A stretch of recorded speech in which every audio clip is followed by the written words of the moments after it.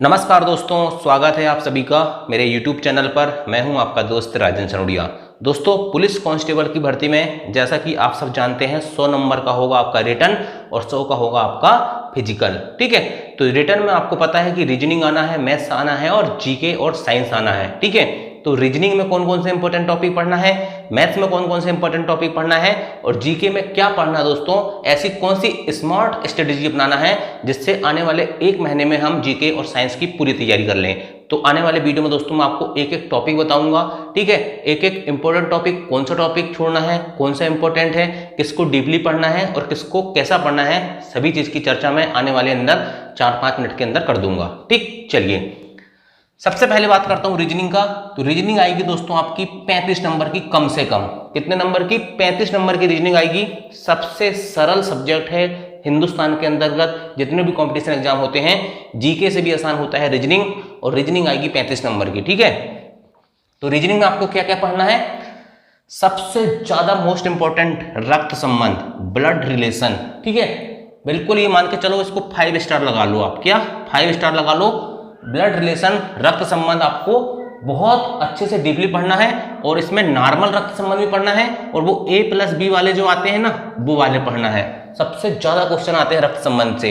इसके बाद दोस्तों सेकंड नंबर पे सीरीज या श्रृंखला, इसके बाद रैंकिंग, दिशा ज्ञान और लुप्त पद। ये 5 टॉपिक दोस्तों बिल्कुल मान के चलो रीजनिंग की जान है। ठीक है, इसके बाद ओरिजिनल कहानी शुरू होती है मैथमेटिकल रीजनिंग। मैथमेटिकल रीजनिंग मतलब जिसमें मैथ्स लगती है। ठीक है, इसके बाद दोस्तों मैथमेटिकल रीजनिंग और मैथमेटिकल ऑपरेशन भी होता है। ठीक है, गणितीय संक्रियाएं और गणितीय तार्किकता, ये हिंदी में होता है इसका मतलब। ठीक है, और सिलोजिज्म भी पढ़ना है, जैसे पढ़ते हैं ना, कुछ कुत्ते शेर हैं, कुछ कुत्ते बकरी हैं। इस प्रकार का जो साइलोजिज्म होता है, वेन आरेख जो होता है, उसे पढ़ना है, मोस्ट इंपोर्टेंट। ठीक है, इसके बाद दोस्तों नेक्स्ट की बात करूं मैं, अक्षर युग में भी पढ़ना है आपको। ठीक है, अक्षर जो आप हिंदी पढ़ते हैं ना, अक्षर युग में वो रीजनिंग में आता है, उसको भी पढ़ना है। ठीक है, इसके बाद दोस्तों ये पहेली, इनपुट आउटपुट, कथन एवं प्रभाव, इन टॉपिकों को आपको कम से कम इतना पढ़ के जाना है, अगर नॉर्मल क्वेश्चन आए तो इनसे बन जाए। आपको रीजनिंग का कोई भी टॉपिक नहीं छोड़ना है। ठीक है, इसके बाद दोस्तों कथन एवं पूर्व धारणा, कथन एवं निष्कर्ष, कथन एवं कार्रवाइयां, बैठक व्यवस्था, घन घना, पासा, घड़ी, कैलेंडर, सांकेतिक भाषा और वेरी वेरी मोस्ट इंपॉर्टेंट अंग्रेजी वर्णमाला। ठीक है, अंग्रेजी वर्णमाला, ये इतने टॉपिक बहुत अच्छे से पढ़ना है। ठीक, सभी टॉपिक को डीपली पढ़ना है। रीजनिंग में अगर आपने कम स्कोर किए तो आपके लिए खतरे की घंटी बन जाएगी। ठीक, चलिए इसके बाद बात करता हूं, ये तो हो गई आपकी वर्बल रीजनिंग। ठीक है, ये हो गई आपकी भाई साहब वर्बल रीजनिंग। ठीक है, अब बात करते हैं नॉन वर्बल। नॉन वर्बल मतलब दोस्तों क्या होता है, जिसमें कुछ नहीं लिखना था, जहां इशारों में ही बात होती है। ठीक है, तो देखिए दर्पण प्रतिबिंब पढ़ना है, मिरर इमेज पढ़ना है, जल प्रतिबिंब वाटर इमेज पढ़ना है। ठीक है, इसके बाद दोस्तों कागज को काटना और मोड़ना, ये दोनों चीज सीखना है। आकृति को पूर्ण करना सीखना है। श्रृंखला, किसके बाद कौन सी आकृति आएगी, सादृश्यता, किसके समान कौन सी आकृति है, फिगर काउंटिंग और बेन आरेख। ठीक, ये बेन आरेख को मैंने नॉर्मल में भी रखा हूं और इधर भी रखा हूं। ठीक है, क्योंकि दोनों प्रकार के क्वेश्चन वर्बल में भी आते हैं और नॉन वर्बल में भी आते हैं।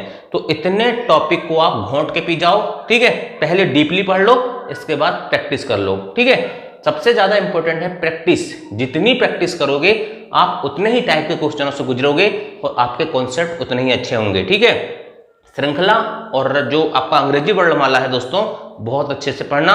रक्त संबंध कम से कम 3 से 4 क्वेश्चन आए हैं प्रीवियस ईयर में। ठीक है, एक ही शिफ्ट में, इतने पढ़ना। अब बात करते हैं हम गणित की। चलिए दोस्तों, इसके बाद बात करते हैं मैथ्स के इंपॉर्टेंट टॉपिक। मैथ में दोस्तों सबसे ज्यादा इंपॉर्टेंट टॉपिक है नंबर सिस्टम, संख्या श्रेणी।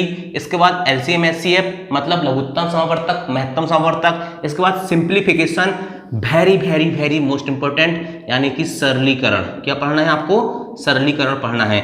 वर्गमूल, घनमूल और श्रृंखला, ये 5 टॉपिक दोस्तों सुपर आइकॉनिक टॉपिक है एमपी कांस्टेबल एग्जाम के लिए। इसके बाद दोस्तों एवरेज यानी कि औसत, एज रिलेशन यानी कि आयु संबंध, घातांक एवं करणी, दशमलव भिन्न, इन टॉपिकों को भी आपको कम से कम डिटेल में बहुत अच्छे से पढ़ना है। एसएससी लेवल का पढ़ना सब कुछ। ठीक है, कौन से लेवल का, एसएससी लेवल का, चाहे आप CGL का पढ़ो, ठीक है, MTS का पढ़ो, चाहे किसी का भी पढ़ो, SSC लेवल का आपको मैथ्स करना ही होगा कंपटीशन के इस दौर पे, ठीक। इसके बाद प्रतिशतता, परसेंटेज, रेशो प्रोपोर्शन, अनुपात समानुपात, लाभ हानि, प्रॉफिट लॉस, सिंपल इंटरेस्ट, साधारण ब्याज, चक्रवृद्धि ब्याज, ठीक है, compound interest, time and work, ठीक है। इसके बाद दोस्तों समय कार्य, इसके बाद समय दूरी, टाइम एंड डिस्टेंस, ये भी पढ़ना है।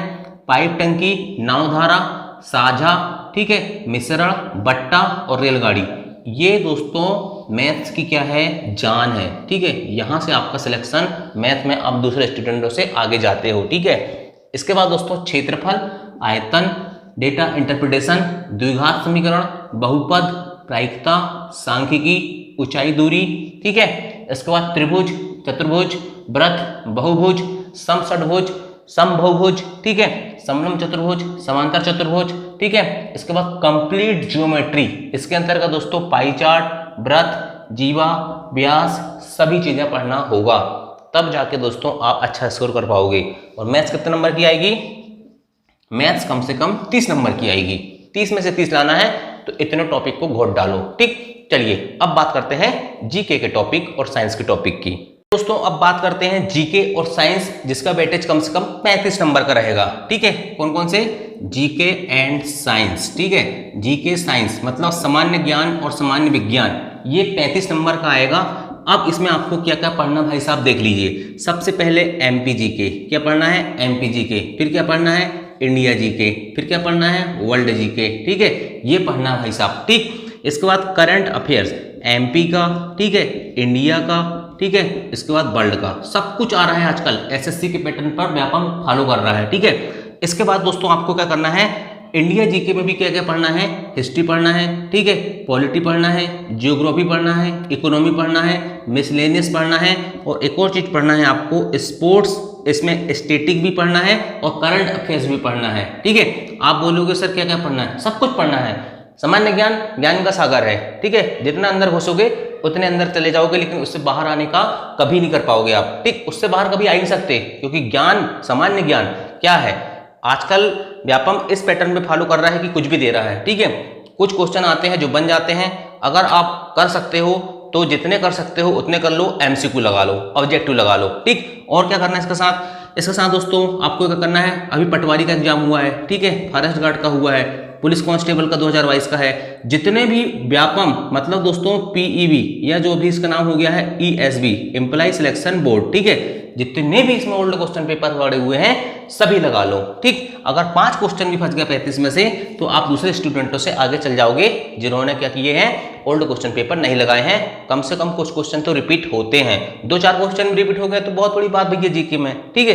पढ़ना कहाँ से है, एमपी जीके के लिए दोस्तों सबसे अच्छी किताब मैं बता रहा हूँ आपको, एक पढ़ सकते हो आप परीक्षा धाम, ठीक है, एक पढ़ सकते हो आप तथ्यबाण, ये 2 किताब बेस्ट किताब हैं, इनसे पढ़ सकते हो, ठीक है। इंडिया जीके के लिए अपनी वही एवरग्रीन किताब लूसेंट, जितना पढ़ लोगे उतना ही पढ़ लो, ठीक। लूसेंट को ज़्यादा नहीं पढ़ना है, 3 दिन में खत्म करना है। परीक्षा धाम या तथ्यबाण में से एक किताब पढ़ना है।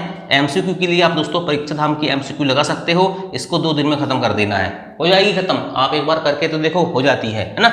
इसके बाद दोस्तों आपको क्या पढ़ना है, साइंस। साइंस में दोस्तों आपको देखो फिजिक्स भी आएगी, केमिस्ट्री भी आएगी, बायोलॉजी भी आएगी, ठीक है। इनके अलावा आजकल एक और साइंस चल रही है, मिक्स साइंस, ठीक। कहाँ से आती है, अगर पीएचडी करने वाला स्टूडेंट होगा, ठीक है, तो वो जनरल साइंस के क्वेश्चन करेगा, ठीक है। ऐसे ऐसे क्वेश्चन भी व्यापम में आते हैं आजकल, ठीक। तो पीसीएम के अलावा, पीसीएम कह रहा हूँ, पीसीबी मतलब फिजिक्स, केमिस्ट्री और बायो के अलावा भी दोस्तों एक साइंस ऐसी आ रही है जिसको आपका विषय विशेषज्ञ होना जरूरी है, ठीक है, पीएचडी करना जरूरी है, क्योंकि व्यापम इस पैटर्न पे ही फॉलो कर रहा है। इतने टफ क्वेश्चन तो एसएससी में भी नहीं आते जितने आजकल व्यापम वाले दे रहे हैं, ठीक है।